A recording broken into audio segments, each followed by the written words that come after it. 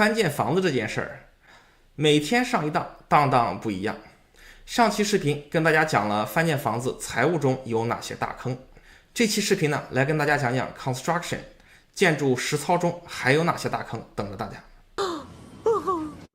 大家好，我是 Norman， 希望上期讲到的翻建财务的坑没有把大家都劝退，如果没有劝退，希望你可以继续认真看今天的视频。今天要讲翻建实操中还有哪些具体的坑，相信可以帮到大家。第一个坑是翻建前如何选 builder 以及 builder 的辅助团队 architect、interior designer， 这一步一定要努力找到合适的团队来帮你做翻建，做对了可以避免接下来 95% 以上的问题。市面上整体最差的 builder 类型是经纪人出身的 builder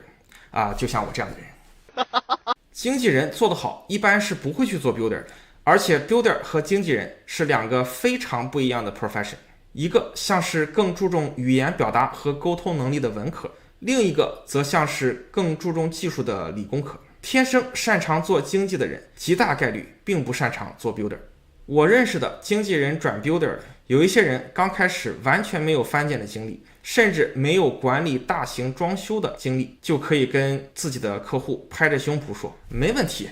包在我身上，帮你把翻建这件事情做好。天生特别自信，特别敢说，把道听途说的事当做非常确定的事实告诉自己的客户。大家在选 builder 的时候，要把有过经纪人从业经历作为减分选项和前科来看待，尽量直接 pass 掉这批 builder。 第二批稍微强一点点，但是也强的不多的是建筑师傅出身的 builder。 这批人的特点是他们只对结构建好封顶之后的装修这一部分业务比较熟练，超出水工、电工、气工以外的部分他们相对是不熟悉的。其中年龄比较大的一部分人连跟 City 的 inspector 打交道和阅读 building code 都有比较严重的语言障碍。想要做好翻建，必须系统的了解、学习和实践过翻建中 A 到 Z 的每一个步骤，而不只是把其中一部分做好。装修师傅在自己的工作中通常对结构和政府审批的了解是严重不足的。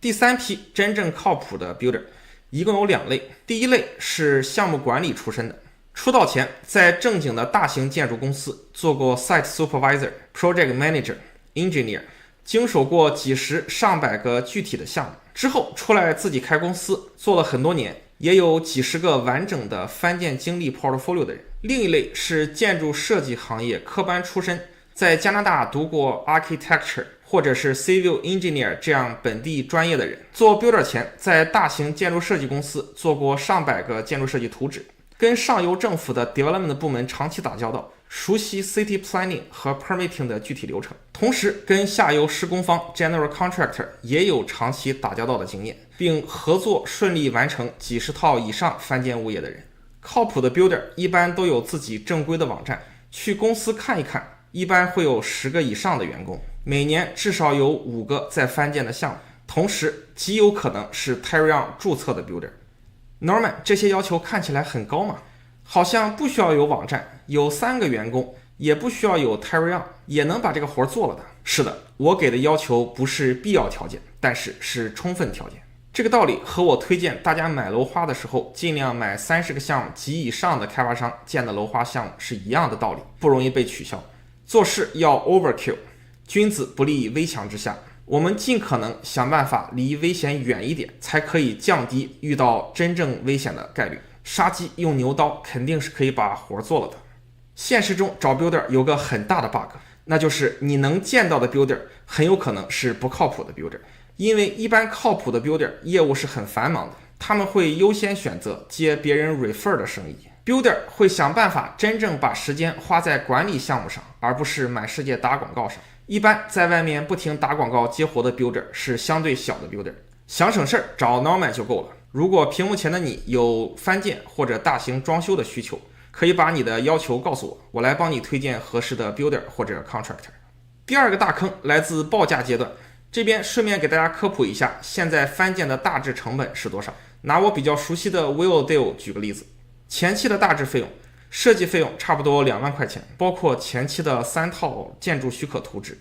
Architect、Structure、HVAC 和后期的一套室内设计图纸。政府审批相关费用 Survey、Arborist、Committee of Adjustment 和 Permitting Fee 差不多 1.5 万。建筑费用 Hard Cost 按现在 Willowdale 的标准差不多是350到370块钱加 HST 一尺，这个尺数只算地上的面积，地下室的面积和室外园艺的面积是白送的。这个费用也包括了 10% 到 15% 的建筑管理费，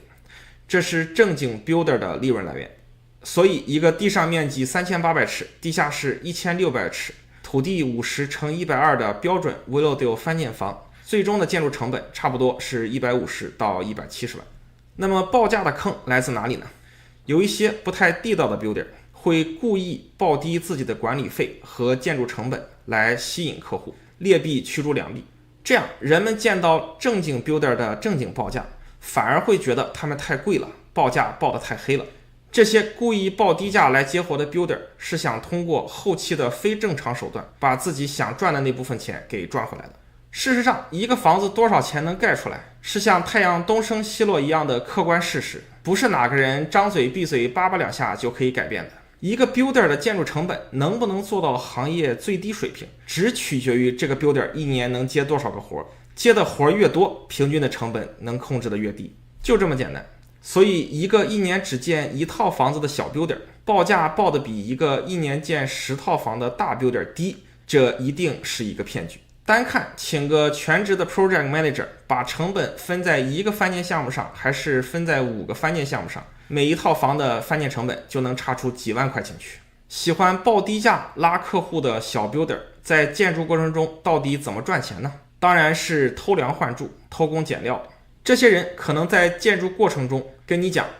我的报价是不包括园艺、地下室、空调、橱柜这些东西的，我需要另外收费，以这样的形式来进行商业讹诈。或者中间以成本上升、供应链紧张、想要的材料没有、俄乌战争、我妈妈生病了需要人照顾、班主任去世这样的理由来加价。有些时候他们也会把锅甩给分包商，说分包商突然涨价，然后再去分包商那边要一些 kickback 吃点回扣。所以没有把具体用什么材料讨论好写在合同上就给报价的行为都属于耍流氓。价格定死了， builder 是一定会偷工减料的。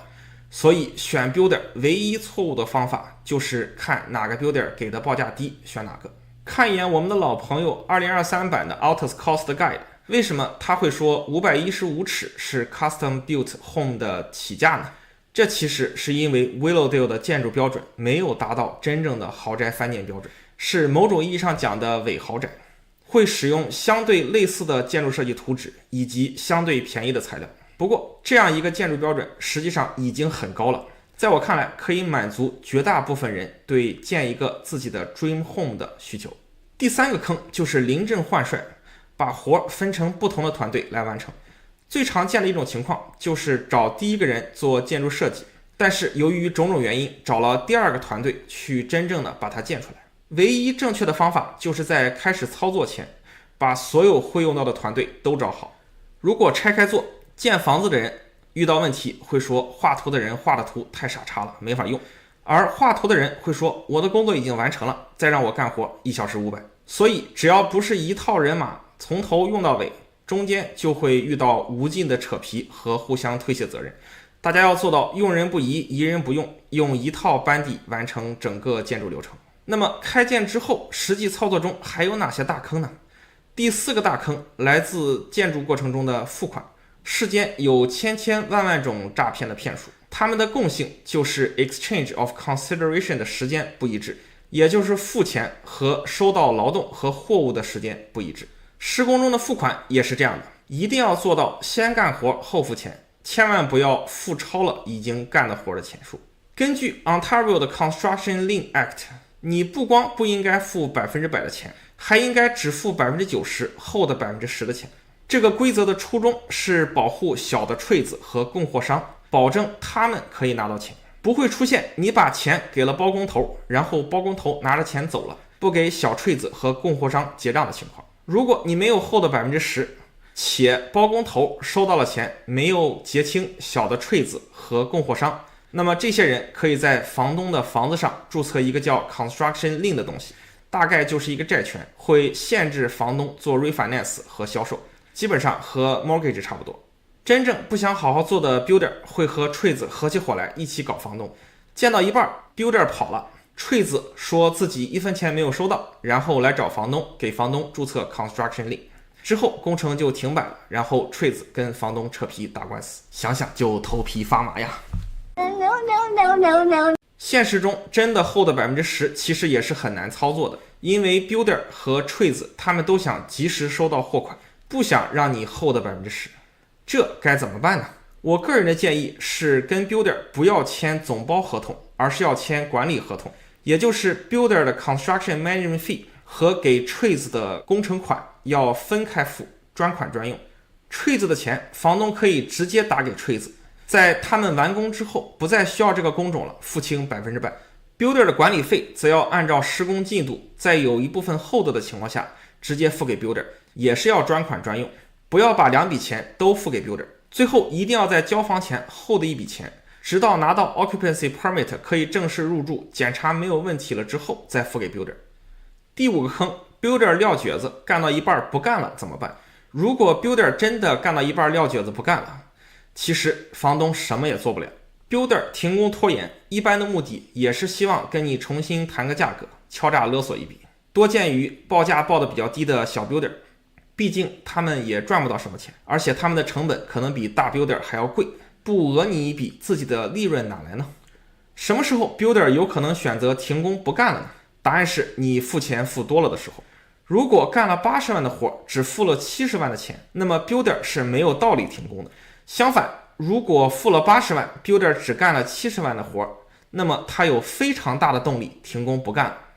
当 builder 在哄骗之下收到了多于工程进度的款项的时候，他们就立于不败之地了。如果 builder 跑路了，再换一波人建，需要多10%到20%的成本。第6个坑 builder 建得太慢了怎么办？按照 Willow 队的标准，一般的建筑时间应该在10到15个月之间，管理得当，没有特殊要求，肯定是可以在这个时间长度之内完工的。一些小的 builder 没有比较靠谱的项目管理规划，他们会走一步看一步，不及时定下一步需要的东西，比如屋顶、橱柜、窗户，这些东西到货不及时就会造成拖延，拖延都是房东的成本，毕竟贷款、地税、保险都在交着，但是没有房子住。我有个朋友想挑战自己建房，完全没有项目上的规划，走一步看一步，上一步完成了才去定下一步需要的东西，最终花了3年才把自己的房子建起来，真的是有点厉害啊。想避免第4到第6个坑，最好用的办法还是找比较大的 builder 合作。比较大的 builder 如果有固定的办公场所，养着10几口的人，有5、6个在做的项目，同时是 Terion 注册的公司，还有自己的网站，他们是不会跑路的。毕竟他们好好把房子建完，接更多的项目，赚更多的钱，效率才是最高的，跑路不划算。相比之下，一些小的开发商如果项目做不下去了，总是有跑路这么一个选项的，成本也低得多。说了这么多坑，翻建房子到底有哪些好处呢？总结起来主要有2大优点。第一个优点，虽然翻建完了卖掉并不能赚到什么钱，但是给自己翻建一个房子其实是能省一笔钱的。比如土地转让税是按之前买的比较便宜的旧房子的比例付的，而不是按新房子价格付的。再比如买新房的 HST 和 builder 的利润也可以相应的省掉。第2个优点，可以得到一个接近自己100%满意的房子。买别人翻建的房子总是这里或者那里有不完全称心的地方，而自己请人设计和建造的房子可以把自己的各种需求都考量进去，建出来的房子也会更符合自己的心意，同时具有满满的成就感。这2期视频从财务和翻建管理上跟大家分享了多伦多目前的翻建乱象，也是我对自己不算太成功的翻建职业生涯和15到19年的人生的一个总结。希望把我的翻建知识和经验教训分享给大家，帮助屏幕前的你避掉翻建过程中的各种各样的坑。真诚的祝愿大家安得广厦千万间。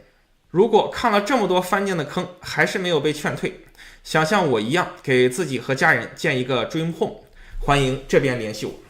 我会根据你的具体翻建要求给你推荐靠谱的 builder、architect、designer 和 contractor。翻建有坑 ，Norman 一定不坑。好，这就是本期视频的内容。点关注不迷路，房子上的问题找 Norman 就够了。